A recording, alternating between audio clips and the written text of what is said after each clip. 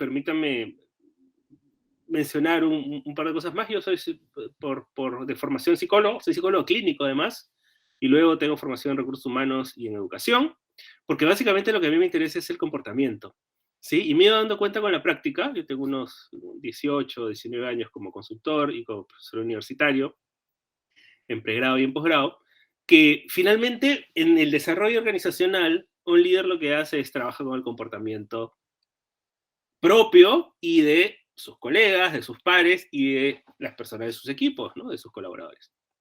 Entonces, cuando hablamos de liderar, hablamos en realidad, no voy a decir de ser psicólogos, pero sí entender un poquito de psicología y de cómo se dan estos cambios en las personas y en los entornos para generar nuevos comportamientos dirigidos al resultado, ¿no? Muchas veces y un poco, ¿no? Quería enfocarlo desde ahí, a veces como que se romantiza, ¿no? La idea de liderazgo, ¿no? Ay, no, el líder, y pensamos solo en líderes inalcanzables, pero no nos damos cuenta que el ejercicio de liderazgo es diario, es cotidiano, y que en la medida en que nosotros somos conscientes de lo que estamos, ¿no? De ese ejercicio y de la influencia que podemos tener en el entorno, que podemos y debemos tener al asumir un puesto en una organización, un rol determinado, al hacerlo consciente nosotros podemos dirigir acciones justamente a que eso se transforme en el logro de objetivos, en resultados, en comportamientos orientados a la acción, al cumplimiento de las necesidades de la organización, etcétera. Entonces, vamos a trabajar desde esa perspectiva con el liderazgo transformador, eh, ¿no? Y cómo un poco, cómo lo vemos también desde el programa de habilidades directivas de cara a esta formación de las personas que nos puedan acompañar en el campo. Eh, Algo que, ¿no?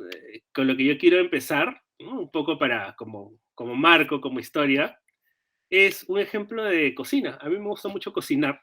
Es una habilidad y un gusto, una pasión que yo he cultivado desde muy joven, ¿no? Un poco lo aprendí de mi papá. Eh, y si a alguno de ustedes le gusta cocinar, va a entender directamente. De hecho, en la pandemia muchos, ¿no? Han surgido también muchos cocineros, ¿no? Que se han dado cuenta que ante la necesidad se han dado cuenta que les gustaba cocinar. Pero bueno, cuando uno cocina, ¿no? Pero no cocina solamente, ¿no? Modo subsistencia, ¿no? Sino cuando uno quiere cocinar algo para la familia, para los amigos, etcétera. Normalmente la cocina se plantea de esta manera, ¿no? Uno, para preparar un plato, primero lo que hace es preparar los ingredientes. Y los tiene así, como vemos aquí, ¿no? Una serie de ingredientes que después se juntan en el último momento, ¿no? Primero se preparan los insumos, se escogen, se compran, pero se cortan, ¿no? Se tienen todos juntos, y después se realiza la preparación de la comida, del plato que hayas decidido, ¿no? Y eso es un poco la idea o la metáfora que a mí me surgió cuando hablamos de liderazgo, ¿no es cierto? No podemos hablar directamente de liderazgo, no podemos hablar de frente de liderazgo, porque en realidad liderazgo no es un solo concepto, ¿no? Liderazgo ni siquiera es una competencia, solamente liderazgo, es como una supracompetencia o una competencia que engloba muchas otras. Y es como un plato de comida, tiene muchos ingredientes. Entonces vamos a tratar de tomar esa perspectiva para analizar algunos de los ingredientes de liderazgo en el corto tiempo, en los pocos minutos que tenemos por aquí. ¿Sí? Entonces, vamos a tratar de enfocarnos en estos tres ingredientes de nuestro plato, ¿no? De nuestro plato cuando hablamos de liderazgo transformador en tiempos de cambio. Uno es propiamente dicho el liderazgo, el otro tiene que ver con las competencias de liderazgo, ¿no? A ver, no solo de liderazgo, sino esas competencias que suman a la creación de liderazgo, y otro tiene que ver el cambio, ¿no? Cuando hablamos de transformar en tiempos de cambio, tenemos que dar una mención acerca de qué ocurre con ese proceso de cambio. Entonces, cuando hablamos de las competencias, y no sé si habíamos escuchado este concepto antes, las competencias están formadas por tres componentes, ¿sí? Los conocimientos, ¿no? La competencia primero tiene algo que yo debo saber. Hasta para preparar un café hay que saber cosas, ¿no? Hay que saber qué tipo de café, qué medidas, si es un café si ya está molido, si hay que molerlo, si es para cafetera, si es instantáneo, para qué tipo de cafetera, ¿no? Entonces uno tiene que saber cosas, para hacer cualquier cosa. Y tanto para preparar un café como para manejar un auto o para operar una maquinaria particular. Uno tiene que saber cosas. Pero eso no basta, ¿no? Porque el conocimiento decanta en habilidades, ¿sí? Yo puedo saber sobre algo, pero no necesariamente saber hacer algo. Vamos a poner un ejemplo. Seguramente la mayoría de ustedes, como yo, manejamos auto. Entonces, tú puedes saber cómo se maneja un auto. Recuerda cuando recién estabas aprendiendo. Sabías cuáles eran los pedales, si era automático, mecánico, para qué servía la palanca de cambios, dónde estaba el timón, dónde estaban los cambios de luces, etcétera. Eso eran conocimientos. Pero eso no hacía que de pronto tú sepas conducir, sepas manejar. Lo que ocurría es que se forma la habilidad con la práctica. Cuando empezaste a manejar, primero seguramente alrededor de tu cuadra, del parque de tu casa, ¿sí? Y después ya salir poco a poco al tráfico, esa práctica hizo que tú tengas la habilidad de manejar, ¿no? Pero hay un componente más, que es la actitud, que tiene que ver con la motivación, tiene que ver con esa actitud de querer hacer. Si conocimiento es lo que sé, es saber, y la habilidad es saber hacer, la actitud es querer hacer, ¿sí? Yo puedo saber y tener la práctica en manejar auto, pero me puede no gustar o puedo preferir no hacerlo. Entonces, oye, ¿por qué no usas el carro? ¿Por qué no sales? No, porque no quiero, no me gusta. ¿Sí? Entonces, para que esto genere una competencia, vamos a hablar de que necesitamos de alguna manera la presencia de los tres componentes. Esa competencia, ¿en qué se evidencia? En desempeño. Cuando tú hablas que una persona es competente, tiene un desempeño para algo, es porque ha logrado establecer un equilibrio entre estas. Ahora, lo que nos dicen algunas fuentes, ¿sí? Es que poco a poco le hemos ido poniendo más peso a unas y a otras, ¿sí? Y esto es más o menos evidente cuando pensamos en qué ha ocurrido en estos tiempos, los últimos 30 años, sí, más o menos los últimos 30 años, 35 años, con la formación de conocimiento a partir de estos cambios de cara al acceso a la información. Porque el conocimiento finalmente se accede a la información, ¿sí? A ver, nos dice Ever que no se ve la presentación. Sí, sí se ve, profesor. ¿Cómo Voy ¿Sí? a apoyar al alumno para que pueda ver Ah, la ok. presentación. Ya, de Ujú. repente tiene algún inconveniente. Gracias. Muy bien, gracias por el feedback igual. ¿Ah? Cualquier tema, bienvenida, porque es la única forma de nosotros enterarnos. Gracias Ever, igual, por el comunicado. ¿Sí? Muy bien, entonces, ahí te van a guiar en el chat de ver para que puedas ver la presentación. Entonces, iba diciendo, este avance de la información y del acceso a la información ha hecho que el conocimiento sea mucho más accesible y no sea el foco del desempeño. Nosotros pensemos, a ver, como no los veo, no puedo calcular la edad que tenemos, ¿no? Pero puedo hablar de mí, si gustan, ¿no? Yo tengo 42 años y cuando yo estaba en la universidad, en pregrado, que fue a finales de los 90, ¿no? Prácticamente no había internet.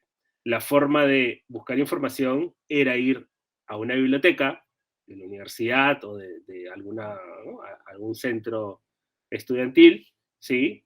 Y sacar tus fichitas, ¿no? Y sacar libro tras libro tras libro. Eso que uno podía, entonces, y recababa cierto tipo de información para gestionar ese saber, ese conocimiento. Ahora, eso que de repente a mí en ese momento me hubiese demorado, no sé, pues unos días de investigación bibliográfica, probablemente ahora, no solo con Google, sino con buscadores especializados de Internet, como Google Scholar, como, no sé, pues buscadores especializados de artículos científicos, etcétera, es una búsqueda que me hubiese tomado, ¿no? 2 o 3 horas, ¿no? Entonces, el conocimiento o la información para gestionar conocimiento está mucho más ahí. Entonces, la organización moderna le ha ido dando más peso a las habilidades y actitudes. Y eso se ve desde escenarios de reclutamiento y selección, donde si tú vas a contratar a una persona, más allá de cuánto sabe de un tema, tú prefieres que tenga una actitud impecable hacia el aprendizaje, que tenga habilidades que llamamos habilidades blandas como las de comunicación, como habilidades de escucha empática, como habilidades de hablar en público, como habilidades de trabajar cooperativo y colaborativamente, habilidades de gestionar equipos. Eso cada vez tiene más valor. Y lo vemos en las organizaciones, ¿no? Donde dicen, oye, no trae esto, oye, pero no sabe mucho el tema, no importa, pero si tiene todo lo otro, tráeme que yo le enseño. ¿Sí? Es más, vamos a ponerlo en términos, ¿no? Bien coloquiales, es más barato enseñarle a alguien conocimientos que enseñarle actitudes o habilidades, ¿no? Yo prefiero que lo traiga, ¿no? Entonces, incluso desde reclutamiento y selección cada vez más se le da más importancia a esto, ¿no? Entonces, y veámonos, o sea, podemos verlo desde esta perspectiva, ¿no? ¿Qué competencias tenemos nosotros? ¿Qué conocimientos, habilidades y actitudes hemos ido desarrollando? Pero también desde tu rol de ejercicio de liderazgo, ¿cómo estás formando estas competencias en tus equipos? Y por eso es que en todas las mallas académicas ya se habla ahora de formación a partir de competencias, desarrollo de competencias, etc. ¿Sí? Las instituciones académicas ya no pretenden ser un espacio donde te llenen de conocimientos, porque en realidad sabemos que el conocimiento está ahí, está en la nube, ¿sí? Sino que tratamos de formar sobre todo habilidades y actitudes frente a los temas, aprendizaje o a lo que sea que nos enfrentemos como reto de aprendizaje, ¿sí? Muy bien, entonces en esa idea podemos hablar de muchísimas competencias, ¿no? Por poner ejemplos, entonces ya no estamos hablando de cuánto sabe una persona de operar tal o cual maquinaria, cuánto sabe de tal teoría, sino hablamos de competencias que tienen que ver más con esa relación hacia adentro, interpersonal, y esa relación interpersonal y de trabajo en el día a día, ¿no? Entonces hablamos de competencias como flexibilidad cognitiva, negociación, orientación al servicio, toma de decisiones, inteligencia emocional, trabajo colaborativo, gestión de personas, creatividad, pensamiento crítico, resolución de problemas complejos y un largo etcétera, ¿cierto? Entonces vemos cómo estas competencias se van, no tienen necesariamente que ver con una teoría. Pero si yo digo, oye, ¿qué tan creativo eres? Eso no lo aprendes leyendo un libro, ¿no es cierto? Puedes leer alguna técnica para generar creatividad en tu equipo, ciertamente, pero es una habilidad, ¿no es cierto? Es algo que tú tienes que desarrollar, practicar, fomentar en el día a día, a lo largo del tiempo. No es que lo aprendas en un momento determinado. Y tiene que haber una actitud hacia la creatividad. Si tú eres un líder que quiere fomentar en tu equipo la creatividad, pues tendrás que ser un líder que tiene una buena tolerancia al error, porque dejas que el equipo intente, pruebe, ¿no? Falle, aprenda el error, identifique. De hecho, si alguno de ustedes trabaja con metodologías ágiles, que están muy de moda, Scrum, Design Thinking, etc., todas tienen la misma lógica, ¿no? Equipo que plantea ideas, crea prototipos, ¿sí? Los pone a prueba, ¿no? Les da feedback, vuelve a poner a prueba, feedback, prueba, feedback, y en ese ensayo es que se va generando un avance y una complejidad en el producto o servicio de cara a un resultado, ¿no? Pero hay que tolerar el error, por ejemplo, solo por dar una idea, ¿no? Entonces, estas competencias tienen un foco de desarrollo importante, ¿sí? Cuando eso lo conjugamos ya con nuestros conceptos de liderazgo, estamos hablando de un líder que al ejercer ese liderazgo primero, y por lo que hemos visto, tiene un profundo autoconocimiento, ¿sí?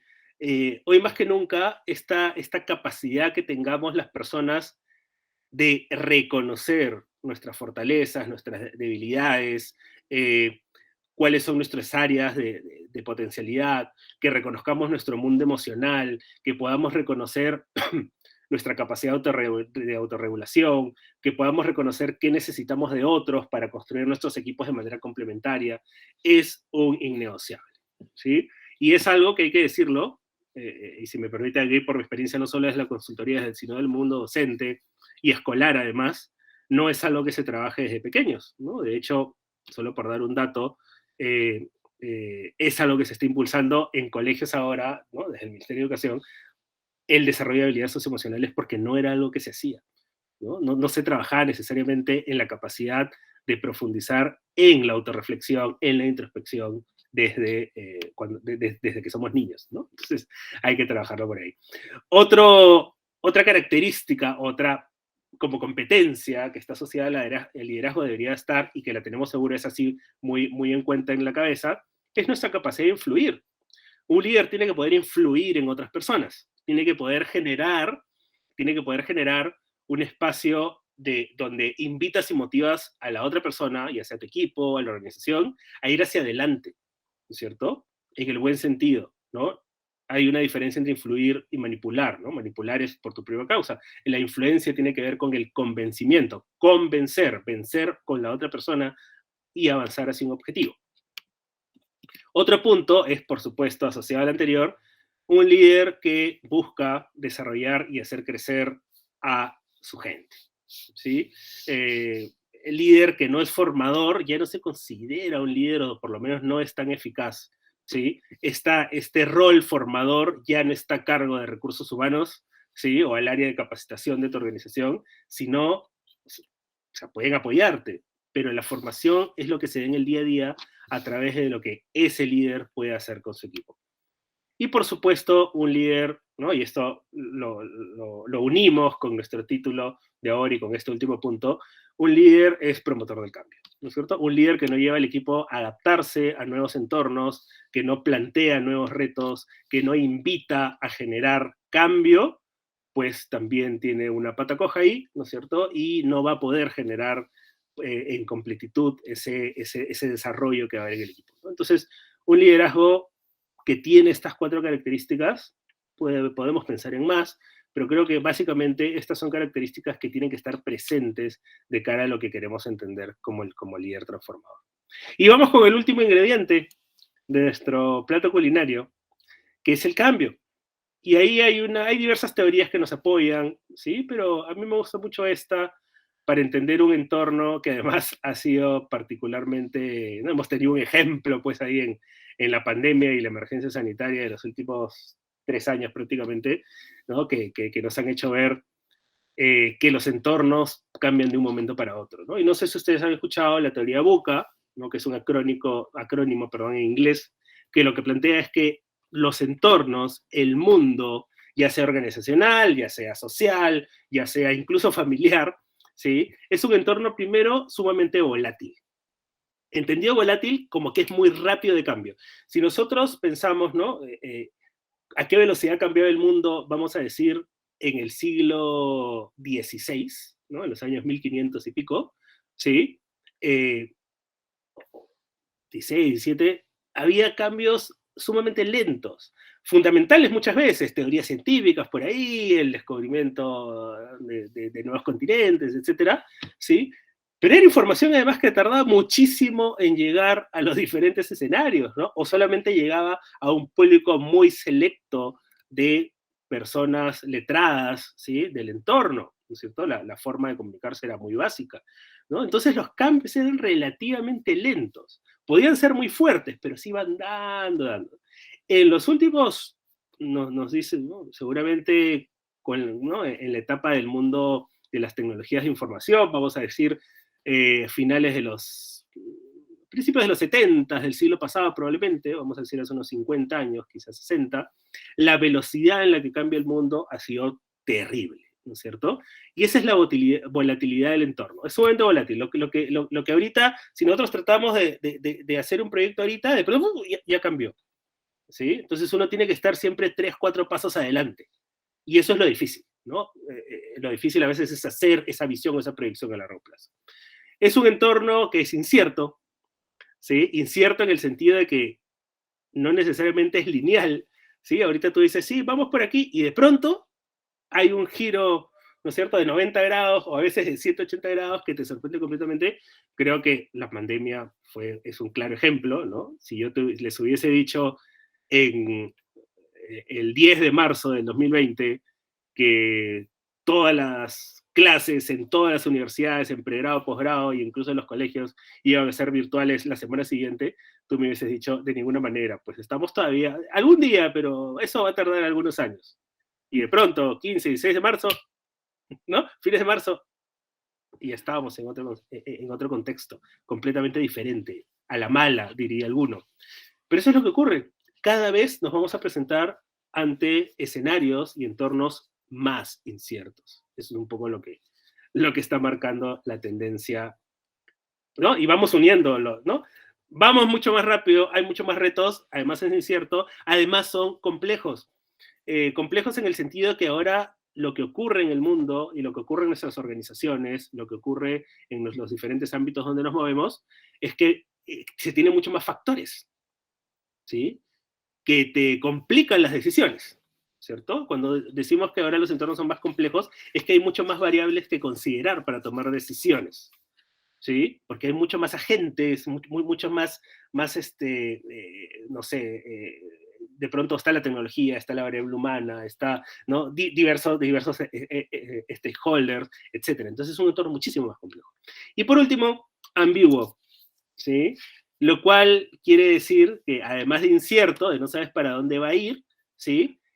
Hay diferentes interpretaciones sobre una misma causa. Y lo podemos ver desde las opiniones que leemos en redes, lo podemos ver desde que de pronto, pues, ante un ámbito que de repente antes todo el mundo tenía la razón, no quiero tocar ninguna creencia particular, pero no sé, pues, ¿no? ¿Por qué ahora de repente hay un gran movimiento de terraplanistas? Porque hay mucha gente que cree que la Tierra es plana cuando hace mucho tiempo el consenso era que era redonda, ¿no? Y de pronto el entorno se vuelve ambiguo. Porque algunas personas pensamos esto y otras aquello, se va volviendo las cosas mucho más subjetivas. Más allá de que uno crea que puede haber alguien que esté equivocado y otro no, ¿no? Igual, eso es sumamente ambiguo. Y vivimos en ese contexto. Podemos quejarnos y decir, ¿por qué? No debería ser así. Eso es otro cantar. El asunto es que el entorno es ambiguo también. Entonces, este entorno VUCA en español, si queremos decirle, ha ido planteando también un entorno de cambio al que es necesario adaptarnos, ¿sí? Entonces, ahí tenemos nuestros ingredientes, entonces vamos a armar el plato, ¿sí? ¿A qué nos referimos cuando hablamos de liderazgo transformador en escenarios de cambio? Hablamos de que el desarrollo de competencias en un líder transformador, más que un ejercicio cognitivo, es también un proceso emocional de reacción ante el cambio. ¿A qué me refiero con emocional? Me refiero, es cognitivo, emocional, es integral. Ya no solo basta con saber cosas y acumular conocimiento, sino que implica actitudes, implica motivaciones, implica generar esta amalgama y este entendernos de manera integral a nosotros y a las personas de nuestros equipos como entes no solo pensantes racionales, sino también altamente emocionales, que tienen perspectivas, que en unos momentos lideran situaciones desde escenarios más, más cambiantes, con un gran peso de lo emocional y de lo socioemocional, ¿sí? Entonces, es algo que tenemos que formar. Una muestra clarita de lo que estoy diciendo. La pandemia hizo que nuestros niveles de estrés subieran un montón por diversísimos factores, ¿de acuerdo? Una organización que no consideró los procesos emocionales de su plantel, ¿no? de su gente, ha tenido problemas. No le ha atinado, ¿no es cierto? La necesidad de generar y de trabajar con el mundo socioemocional ha sido un innegociable y las organizaciones que lo han podido hacer han avanzado mucho más rápido a la adaptación a ese cambio. ¿Sí? Segundo punto, o segunda característica de nuestro plato, el líder transformador ha desarrollado un profundo proceso de autoconocimiento, descubriendo cuáles son sus motivaciones para actuar, cuál es el porqué y para qué de su vida. Esto que señala aquí como autoconocimiento, ya lo decía hace un ratito, es fundamental, ¿no es cierto? Conocer cuáles son esas potencialidades, qué es lo que hago bien para que eso sea mi caballito de batalla, qué es lo que puedo mejorar para decidir transformarlo, formarme, matricularme en un programa de posgrado como este, ¿sí? Es fundamental. Y también reconocer qué cosa no puedes cambiar para asociarte, para generar sinergia, para establecer contacto con otra persona que sí lo pueda tener. 3. El líder transformador entiende que el desarrollo común produce por añadidura bienestar emocional, bienestar individual, ¿no es cierto? Esta idea de sálvese quien pueda no necesariamente tiene un escenario eh,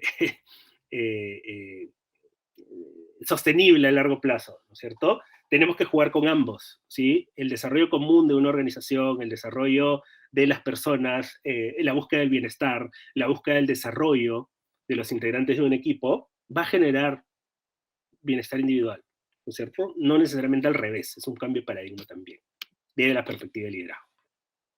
Y por último, para esta parte, el líder transformador entiende que el cambio y la inestabilidad es parte del entorno y de la naturaleza humana. ¿Sí? Tenemos un montón de ejemplos organizacionales o personales donde si no nos hemos querido adaptar al cambio, desaparecemos, ¿no? Parece que Darwin tenía razón cuando decía que los organismos más aptos no eran los más inteligentes, ¿no? Sino los que lograban, o los más fuertes, mejor dicho, decía Darwin, sino los que podían adaptarse más rápidamente a los cambios. ¿Sí? Lo hemos visto en la pandemia, ¿no? En el mundo educativo, para serles sinceros, para poner un ejemplo, ¿no? En el que estamos inmersos ahorita, cuando el 2020 nos dijeron todas las clases de la universidad, de colegio, de lo que sea, pasan a virtualidad, pues para algunos fue un gran choque. Y las personas que pudieron adaptarse, no solo porque al adaptarse no era solamente ahora dar tu clase en una camarita, sino era diseñar nuevamente tus clases, tus sesiones de aprendizaje para un entorno completamente nuevo y para gente a la que no ves y para personas a las que no necesariamente tienes una interacción como si las tuvieras al frente. Las personas que pudieron hacer eso, pues siguen, ¿no?, en el mundo educativo, y para serles sinceros, aunque parezca ser medio triste, yo tengo, y seguramente tenemos, ¿no?, aquí con mis compañeros, muchos colegas que no pudieron adaptarse al cambio y pues estuvieron 3 años sin trabajar en el mundo de la docencia y que ahora ya se van reincorporando conforme se va volviendo la presencialidad, ¿no es cierto? Pero hay una idea de, oye, tenemos que enfocarnos y tenemos que entender que ese cambio, que esa inestabilidad, que ese mundo buca, ¿sí?, es parte de nuestro entorno y que así va a ser. Puedes querer que no sea, pero así va a ser, ¿sí? Entonces, ahí es donde sale un liderazgo, ¿no es cierto? Y la gran pregunta, ¿cómo desarrollamos en nuestros colaboradores y en nosotros mismos las competencias para ser líderes transformadores? Es una muy buena pregunta, ¿sí? Y ahí tendremos algunas luces, ¿no? Primero, fomentemos espacios de autoconocimiento, porque las personas no piensan en sí mismas así porque sí. Entonces es un escenario donde vamos combinando motivación extrínseca con motivación intrínseca, ¿no? Dicho esto, hay una motivación desde afuera, ¿no?, que nosotros promovamos, premiemos, reconozcamos esa experiencia de autoconocimiento, pero para que también las personas vayan generando eso desde dentro. Eh, Otra forma de fomentarlo es conociendo otras personas, otras realidades. No busquemos solo el bien individual, sino busquemos el desarrollo de la organización. Y eso tiene que ver con trabajar más en sinergia, con salir de nuestras islitas o nuestros silos para interactuar más con otras áreas, para interactuar más con agentes de la comunidad, por ejemplo. Trabajando juntos por temas comunes, trabajando más con proyectos colaborativos, con proyectos que vinculen, ¿sí? La pandemia ha sido un escenario donde por necesidad, a ver, depende del tipo de trabajo que realizábamos, ¿sí? Pero en muchos casos, sobre todo si te tocó periodos de teletrabajo, has trabajado mucho hacia adentro, mucho solo, sola, ¿sí? Y más bien eso merma la capacidad de liderazgo. Lo que se plantea es que quieres desarrollar liderazgo transformador, pues abre, ¿no?, genera una apertura de cara a la posibilidad de trabajar más cooperativa y colaborativamente. Y por último, enseñando a confiar en el mundo. Eso tiene que ver con un líder que practica la escucha empática, la escucha activa, respeta a las personas, a su integridad, a su diversidad, y por supuesto que ese ejemplo lo pongo en mayúsculas y negritas, porque el liderazgo se transmite a partir de la coherencia y la consistencia. Yo les aseguro que si yo les pregunto, piensa en el mejor, ¿no?, en un líder que ha marcado tu vida, muy probablemente pensarás en eso, ¿no? Alguien que para ti fue un ejemplo. Oye, yo quiero hacerlo, quiero ejercer mi liderazgo como esta persona, como este jefe, como esta jefa que tuve en tal o tal organización, o como una persona de mi familia, o como una persona que considero un ejemplo de liderazgo, ¿no? Quiero ser como ellas, quiero ser como él, ¿no? Y es lo que marca un poco esa perspectiva, ¿no? Un sentido de confianza que parte de esa capacidad de empatía y de ser ejemplo. ¿De acuerdo? Entonces, esas son un poco las ideas que yo quería plantearles de cara a esto. Queda claro que cuando yo decía hay que trabajar esto, un buen inicio es partir de un programa como este, probablemente. No es la única forma, pero creo que es interesante poder tener un espacio, como ya decíamos, de autorreflexión y de ir probando nuestro propio desarrollo de estas competencias asociadas al liderazgo. Muy bien, eso es lo que yo tenía para contarles. ¿Sí? ¿Habría algún comentario o pregunta? Gracias por el webinar. Estaba pensando en ese tema de lo complejo que es ser un líder, ¿no? Y de la gran cantidad de habilidades que uno puede tener. Desde tu experiencia, es una pregunta compleja, pero tú podrías mencionarnos 3 habilidades directivas más importantes en un líder. Ok, y te agradezco la pregunta. Comienzo con el disclaimer, como tú dices, es una pregunta bien compleja, pero vamos a tratar de responderla. Algo que yo he encontrado, y lo mencioné en la presentación, pero lo recalco porque soy un convencido de que eso es así. Primero tiene que ver con el autoconocimiento, ¿ya? Los mejores líderes que yo he conocido y los mejores líderes que de repente hemos podido conocer de la historia, ¿sí? O sea, los más paradigmáticos me refiero, pasan por un proceso de autoconocimiento importante. Que eso no quiere decir que lo sabe perfecto, sino todo lo contrario. Un líder con una alta capacidad de autoconocimiento puede entender tanto en qué cosa es brillante como en qué pie cojea, y eso le permite generar estrategias de acción mucho mejores. Por poner un ejemplo con un líder paradigmático, ya que todo el mundo dice, oye, qué gran líder es, ¿no? Steve Jobs, el famoso líder tecnológico de nuestra era, ¿no es cierto? Steve Jobs era una persona que sí tenía un proceso, dicen los que lo conocieron y sus biógrafos, ¿no? Un proceso de autoconocimiento interesante, por ejemplo, de cara a su capacidad para guiar equipos, ¿sí? Steve Jobs era un tipo con el que era muy difícil trabajar, dicen la gente que trabajó con él. Era un tipo muy explosivo, que no sabía decir las cosas. Era un tipo brillante en cuanto a estrategia, era un tipo súper creativo, innovador. Se le ocurrían unas ideas geniales, pero a la hora de bajar los equipos siempre se peleaba.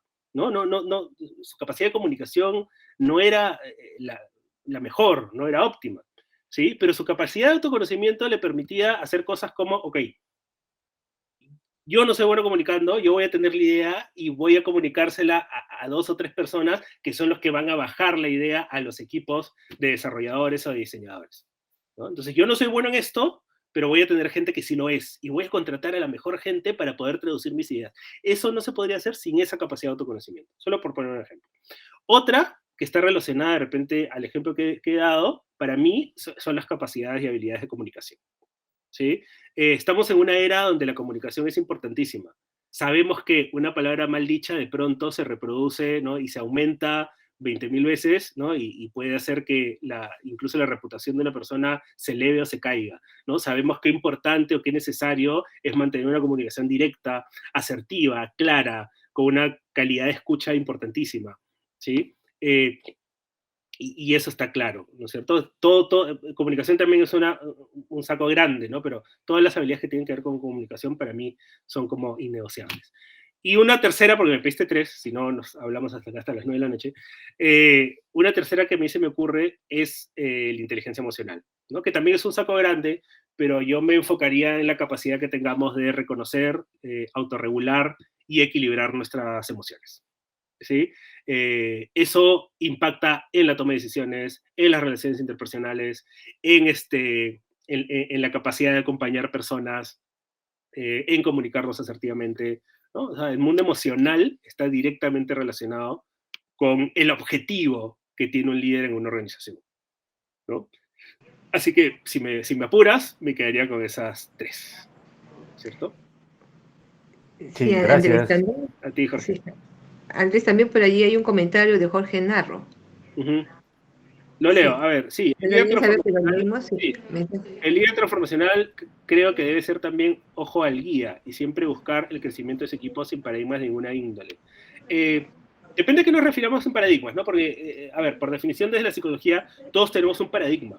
El problema, o digamos, lo que debe hacer, y otra vez, mira, me voy al autoconocimiento, uno tiene que conocer cuáles son sus paradigmas y a partir de eso entender que tiene ciertas ideas, paradigmas, estereotipos, prejuicios, ¿sí? Y ser consciente de ellos y a partir de ello trabajar, ¿no? Entonces, estoy completamente de acuerdo contigo en que la búsqueda del crecimiento debe ser también muy innegociable, ¿no? De hecho, lo hemos puesto como descripción o definición de liderazgo, ¿cierto? Un guía, una persona que no solo influye, sino que invita y lleva el desarrollo de las personas de su equipo, ¿no? De alguna manera para eso está, ¿no? O sea, incluso si hablamos de líder como cargo, ¿no? Como un puesto, ¿no? Un jefe, una jefa que ejerce el liderazgo de alguna organización, en realidad lo que te están haciendo a ti es, oye, yo necesito resultados, pero como lideras un equipo, el resultado se llega a través del equipo.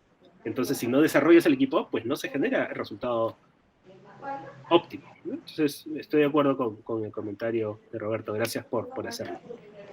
Andrés, una pregunta. Sí. En estos tiempos que la gente está con el teletrabajo o con el modo híbrido, ¿qué cosa ha cambiado o en qué cosas más debe hacer énfasis el líder, ¿no? Para también, digamos, adaptarse a estos tiempos o conseguir resultados a través de la distancia, inclusive. Sí. De tu experiencia, ¿qué cosas has visto? Sí, es una buena pregunta. Más allá de algunas cosas, algunos conceptos que ya mencioné, yo creo que ahí podría agregar, primero, la capacidad de entender que esto ha venido para quedarse, ¿sí? Yo he escuchado a mucha gente que dice, sí, no estoy tan cómodo con la distancia, con monitorear, pero no importa porque ya va a pasar. Y en realidad lo que ocurre es que no va a pasar, ¿no? Tenemos que meternos en la cabeza que muchos de estos cambios han venido para quedarse, aunque es cierto que tras ya no haber ciertas restricciones desde los protocolos de seguridad o de bioseguridad, ¿sí? Ciertamente hay algunas cosas que están no volviendo a como eran antes, pero sí estableciendo un nuevo entorno. Entonces, lo primero que yo diría es que las personas tenemos que saber que estas cosas han venido para quedarse. O sea, nunca más vas a tener una reunión, pues, donde tengas que desplazarte 2 horas cuando las puedes tener por Zoom, por Meet o por lo que sea. ¿No? No, ya no va a ocurrir. La forma de liderar equipos donde de repente ya ni siquiera hay oficina, porque ya todas se vendieron, y que todo el mundo, o una gran parte del equipo hace teletrabajo, y tienes que generar nuevas estrategias para hacerle seguimiento. Entonces, lo primero que yo diría es que hay que asumir que eso ha venido para quedarse, ¿no? Otra cosa que yo he visto es que a veces hay mucha dificultad para reconocer y explorar nuevas formas de gestión. Y eso tiene que ver con nuestra propia característica de cómo nos movemos ante el cambio y cómo nos adaptamos ante ese cambio, ¿sí? No podemos pretender que lo que nos funcionaba desde que empezamos a ser líderes o jefes o jefas en una organización, nos va a servir ahora o nos va a servir para siempre. Ya decíamos, el entorno VUCA no solo es volátil, sino que es incierto. Entonces, la capacidad de adaptación implica en que yo me ponga a explorar nuevas formas de gestión.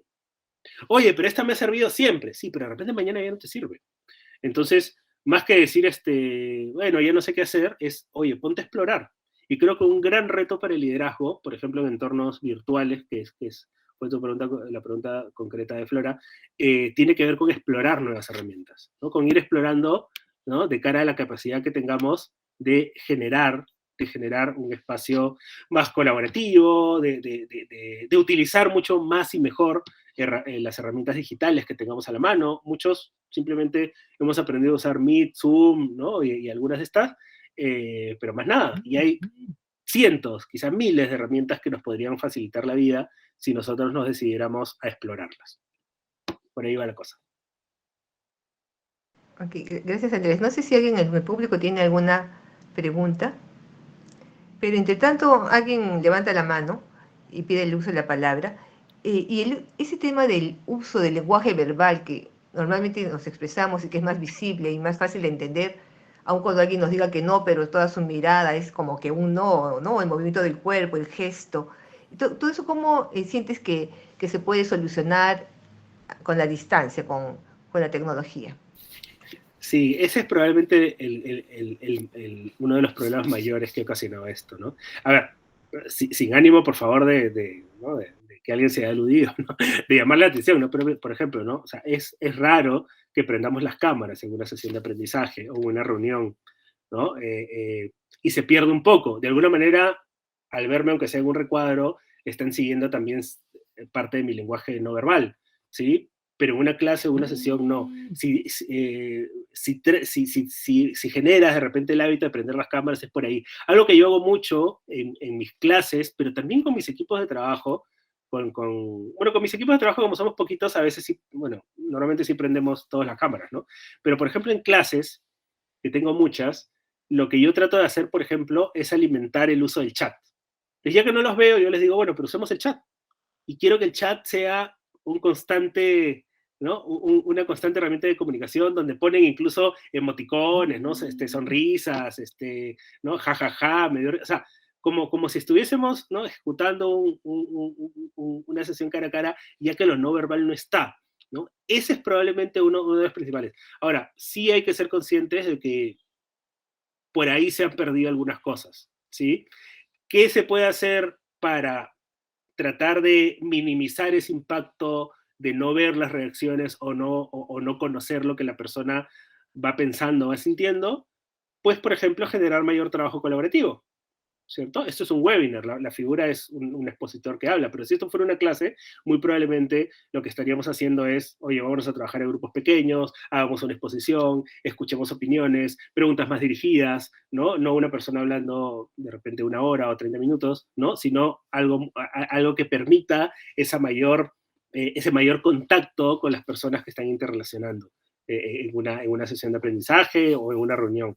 Pero concuerdo en que es probablemente el escenario con el que hay que luchar un poquito más, ¿sí? O que hemos tenido que luchar un poquito más, sobre todo, por ejemplo, los docentes o los líderes de equipo, ¿no? Hola Andrés, tal? nuevamente Jorge. Mira, estuve pensando en lo último que dijiste sobre la inteligencia emocional y bueno, en realidad la inteligencia emocional no viene a ser otra cosa que gestionar los pensamientos, las emociones, ¿no? Sí. Pero hay que acordarnos que antes de ser líderes o intentar ser líderes, somos seres humanos. Y como seres humanos necesitamos buscar un equilibrio entre lo emocional y otros aspectos, como lo corporal, lo intelectual y lo espiritual. Hace un poco más de un mes hablaba con coaching y me hablaba del cuadrante del cuadrángulo o cuadrante de la vida, algo así, Ujú. donde podemos nosotros tener un autocuidado, ¿no? Siempre y cuando mantengamos un equilibrio entre estos cuatro. Entonces, adicional de la inteligencia emocional que nos puede llevar a ser grandes líderes, también es importante mantener un equilibrio con los demás aspectos que nos permitan primero ser un buen ser humano, ¿no? Y a partir de ahí ya intentar ser buenos líderes.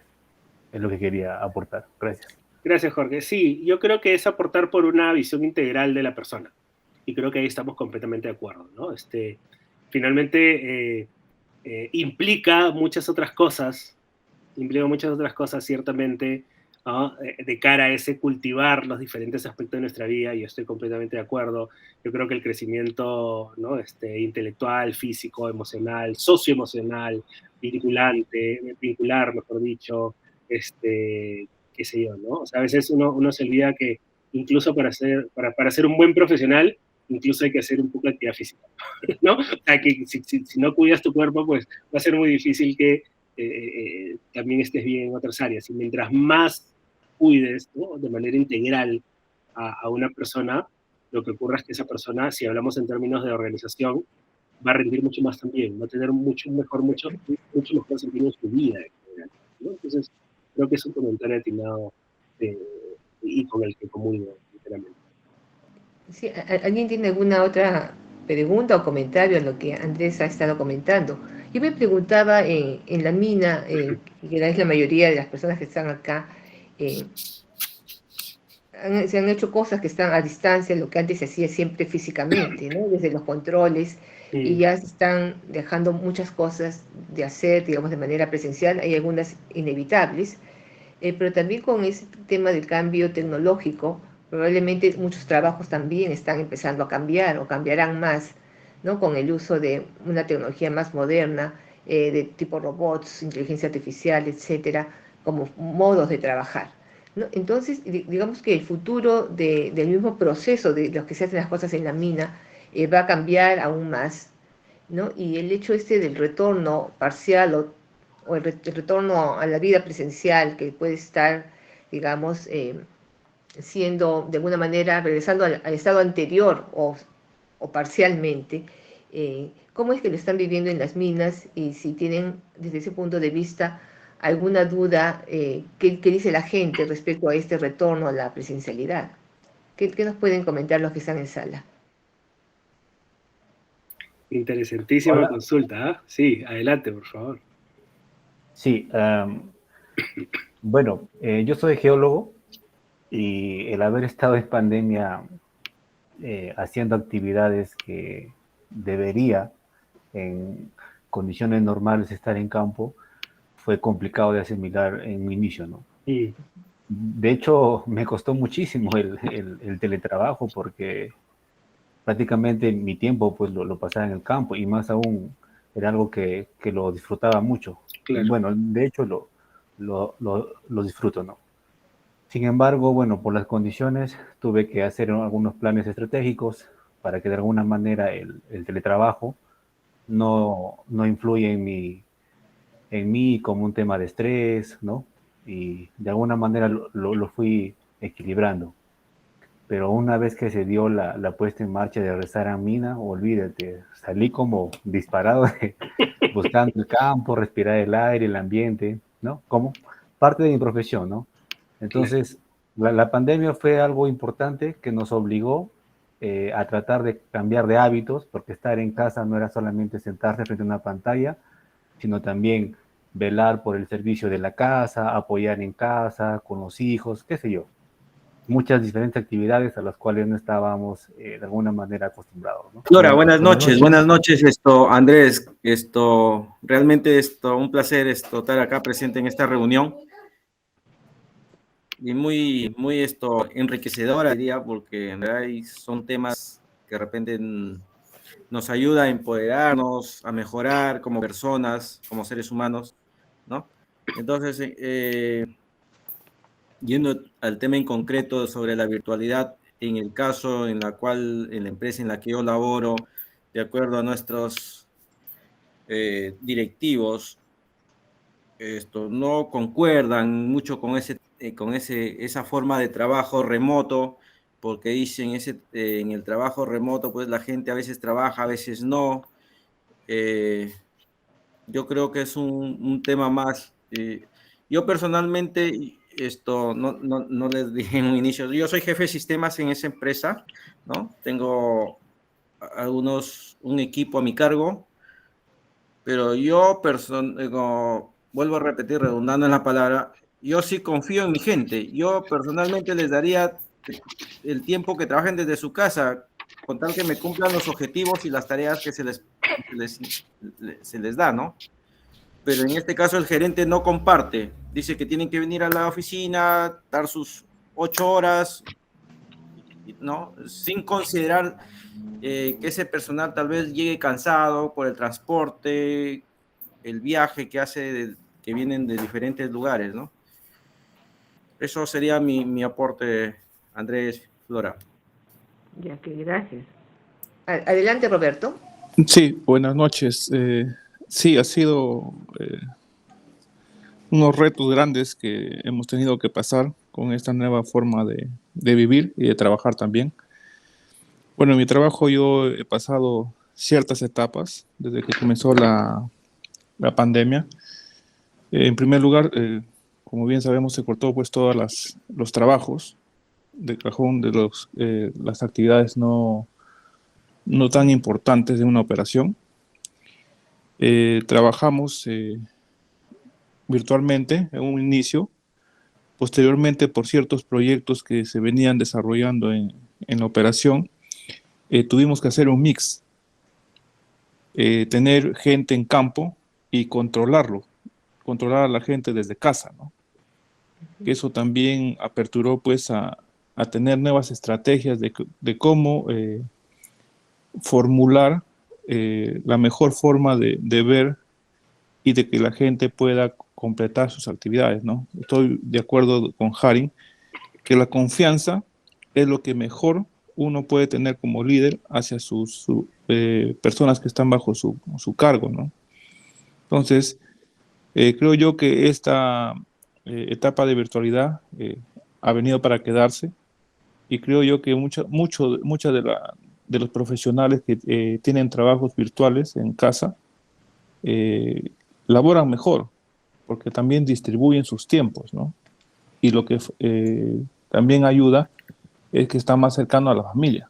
Muchos de nosotros pues trabajamos lejos por temporadas largas, dependiendo del régimen que uno tenga, pero cuando uno tiene trabajo virtual, pues convive con la familia, vive más la vida, como se dice, vive el crecimiento de sus hijos y la cercanía de la esposa, ¿no? Entonces, creo yo que ese trabajo mixto, que se puede decir virtual con campo, se va a quedar y eso también fortalece al crecimiento como persona de los profesionales, ¿no? Entonces, en resumen, Andrés, estabas comentando de acciones o actividades importantes de un líder, ¿no? Como el tema de la comunicación, el tema de la inteligencia emocional, ¿no? Como habilidades críticas para poder dirigir los equipos, para poder liderarlos. No sé si quieres hacer algún comentario final para cerrar la reunión. Bueno, de repente hacer una invitación personal, ¿no? Yo creo que en nuestra propia ruta de liderazgo lo que debe priorizarse es esa capacidad que tengamos de darnos un tiempo para pensar en estos componentes. Porque si no, otra vez, ¿no? Recuerdan el triángulo de competencias que puse, esto queda en la parte de conocimiento. Oye, sí, ¿no? He escuchado que son estas 3 cosas, ¿no? Que de repente hay que trabajar más en autoconocimiento, más que trabajar en comunicación, etcétera. Ya, pero queda en el plano de información. Creo que la invitación que yo le haría a todos y cada uno de ustedes es dense espacios para esto pasarlo a la práctica, para de verdad tener momentos de reflexión y decir, oye, ¿no? ¿Qué otras estrategias podría hacer para regular mejor mis emociones? ¿Qué otras cosas podría hacer yo para completar esas otras áreas de mi vida donde no estoy contento, ¿no? Mi salud, mi físico, mi familia, mi propio trabajo, momentos para pensar en, oye, ¿cuáles son esas fortalezas más fuertes en mí? ¿Cuáles, no vale la redundancia, cuáles son esas cosas que debo seguir trabajando? Entonces, creo que eso es una buena idea, ¿no? Tratar de ser conscientes de estos procesos, darnos tiempo, porque no va a ser automáticamente, sino que hay que buscarlos, y poder generar estos aprendizajes que nos lleven a tomar acciones para seguir desarrollándonos en el ejercicio de nuestro liderazgo.